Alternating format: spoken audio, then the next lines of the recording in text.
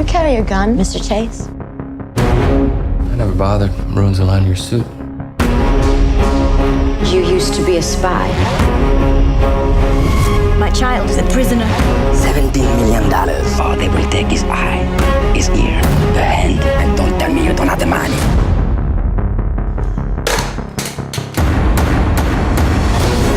My former father-in-law only buys the best. It's time for you to do whatever it is he pays you to do. Let's hope you're half as good as everything else he's bought. We need to pay the ransom, Mr. Getty. I do not have the money to spare. No one has ever been richer than you are at this moment. What would it take for you to feel secure? More. I'm gonna find your son. You're protected from every threat. Unless that threat happens to be me. Mom. Paul, I just want to go home. Paul. I didn't hire an ex-CIA officer just to pay people off.